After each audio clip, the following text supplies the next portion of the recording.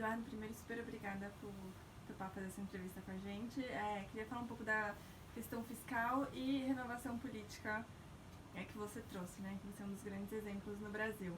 Então, começando um pouco pela política fiscal do Ministério da Fazenda, entre as políticas fiscais propostas pelo ministro da Fazenda, Paulo Guedes, está a redução do número de municípios e o fim do piso para educação e saúde, focado em reduzir os gastos e otimizar a gestão dos recursos públicos.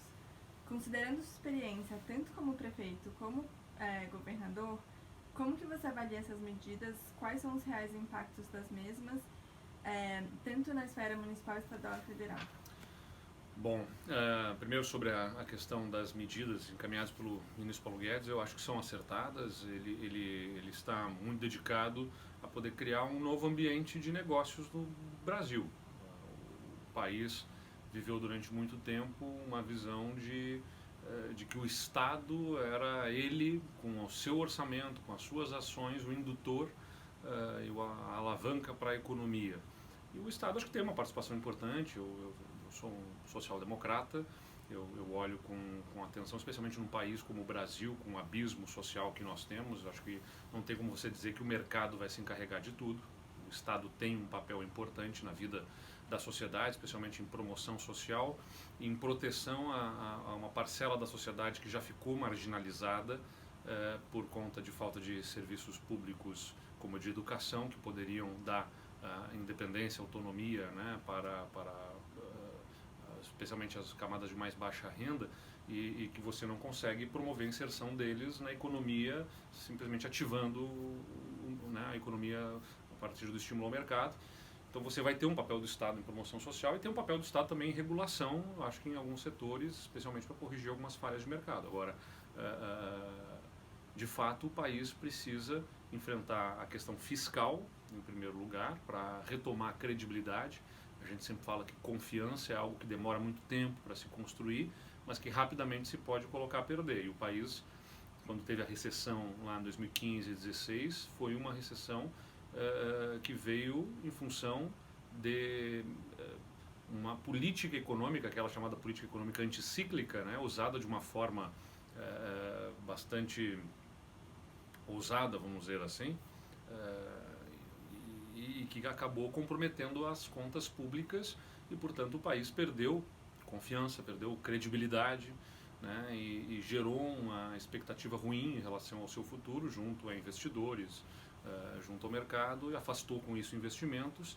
E então, para recuperarmos a confiança de investidores, acho que é essencial demonstrar claro comprometimento com uma gestão fiscal austera, responsável, comprometida com o equilíbrio das contas, e que, portanto, sinaliza para investidores que este país não vai quebrar, que ele vai cumprir os seus compromissos futuros e, consequentemente, permita, então, ainda maior redução de taxa de juros para estimular a nossa economia. Bom, e aí vem uma série de propostas, um pacote todo do ministro Paulo Guedes. Eu acho que a questão dos municípios é uma reflexão importante, por exemplo, mas não tenho nenhuma expectativa de que ela prospere. Acho que é muito difícil, dentro do nosso sistema político, você conseguir visualizar que se estabeleça acabar com a atividade administrativa e política de milhares de municípios. Agora, que é uma reflexão que se impõe ao país, sem dúvida nenhuma. O estado do Rio Grande do Sul seria o estado que teria maior redução de municípios no Brasil, né? Porque ele teve na década de 90 uma expansão muito grande aí de emancipações no nosso estado. E de fato existem muitos municípios que tomaram esse caminho porque era a fórmula para conseguir trazer alguma receita a partir do fundo de participação dos municípios para investimentos nas suas comunidades, nas suas localidades, e trouxe investimentos, aconteceu.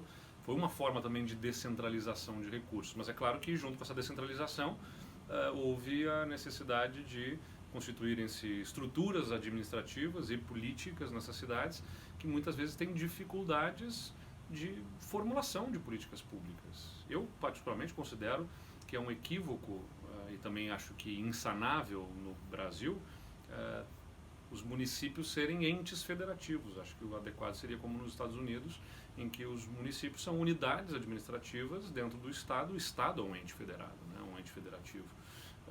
E que, portanto, guardam uma ascendência sobre os municípios. Hoje, os estados, como o Estado é um ente federativo, mas o município também é um ente federativo, eles estão com competências concorrentes. Isso gera problema de alinhamento de políticas públicas regionalmente, em diversas situações, como, por exemplo, o saneamento básico, que é um serviço de titularidade municipal, mas que o meio ambiente não respeita as fronteiras estabelecidas no papel. Então, um município que jogue esgoto sem tratamento num canal, num rio, num arroio, enfim, se ele estiver a jusante ou a montante, como são os termos no curso do rio, ele pode poluir aquele rio sem prejudicar a si, mas prejudicar o outro município vizinho. Mas a titularidade do serviço de esgotamento sanitário é dele. Então, e o Estado não tem poder sobre isso. Então, veja que a gente tem problemas de regulação aí nessa questão municipal. Mesmo assim, como eu disse, acho que as políticas apresentadas pelo ministro Paulo Guedes são de reflexão meritória.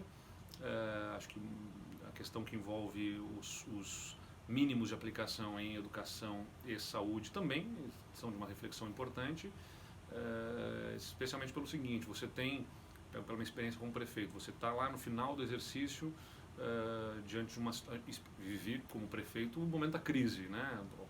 15, 16 ali, profundamente, então que você tem que eventualmente fazer uma antecipação da arrecadação do IPTU no final do ano, porque você percebe que não vai ter a condição de pagar o 13º salário dos servidores, então antecipa uma receita, mas se você antecipa aquela receita, você faz crescer a sua receita artificialmente no final. Artificialmente, eu digo, no sentido de que você não tinha expectativa de trazer aquele recurso, e você traz o recurso.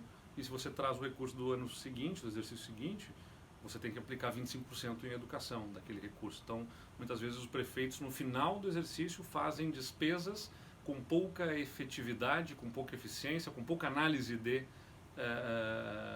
impacto, né, daquele gasto público ali, porque simplesmente tem que cumprir uma formalidade de 25% para não serem punidos. Então, acho que o mais importante é ter boa aplicação dos recursos. Não necessariamente mais aplicação de dinheiro garante melhores resultados. Veja, isso tem a análise de dados, né? A estatística comprova isso. Não são os que mais gastam no país em educação necessariamente aqueles que têm os melhores resultados. Então, o mais importante é boa aplicação dos recursos e ter uma possibilidade de um melhor gerenciamento, né, de acordo com as prioridades locais, do perfil da população. Eu acho que é importante. Somos um país de tamanho continental, não é adequado que você tenha uma parametrização de gasto público que despreza as realidades locais.